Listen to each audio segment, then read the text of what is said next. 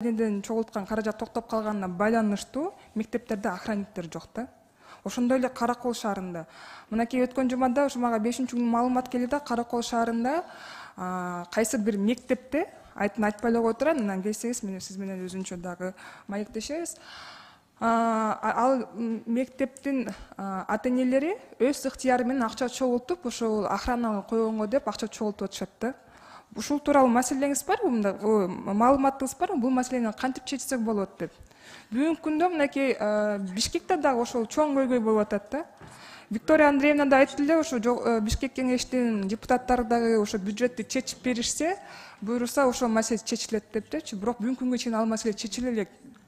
Ал маселе чечилбегендиктен биздин мугалимдер ошо кандай дейсиз, смена дейсизби, очередтешип, ошо мектепти мындай айтканда мектепти да кароолчу болуп отурушат да. Ошондон улам бул чоң көйгөй болуп атат. Муну кантип чечсек болот?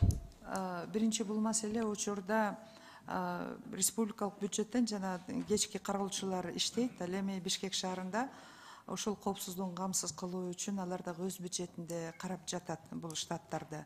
Негизинен жергиликтүү өзү ошол шаарларда өзүнүн Жок, туура айтып атасыз, бул деген шаардык бюджеттен каралат, бирок силер да туура түшүнгүлө да, биз өзүбүз тыюу салып коюп, кайра ата-энелерди мектепке акчаны алып келип мугалимге колуна карматпастыктан ата-энелер өздөрү чогултуп, кайра эле ошол иш болуп атат да. Өздөрү чогулса, Кыргыз Республикасынын Камкорчулар кеңеши жөнүндө мыйзамында белгиленген, ал таптакыр башка механизм менен, бирок негизинен азыр ар бир ата-эне менен контракт түзүү келишимин тактап, юристтер аныктап жатат, ата-энелер так эмнеге төлөйт, эмнеге төлөбөйт.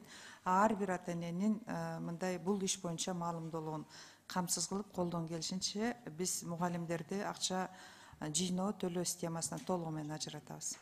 Эки тараптык жоопкерчилик боюнча ар бир эната менен келишим азыр аныкталып жатат. Талкуулап атабыз.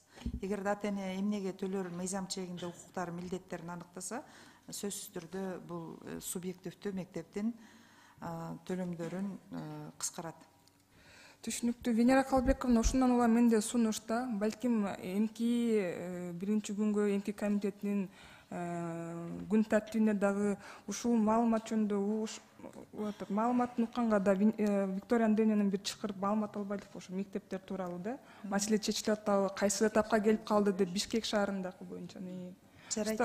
Көп эме болуп атат да, ата-энелер да көп кайрылып атат, балдарыбыздын коопсуздугу жок болуп атат деп.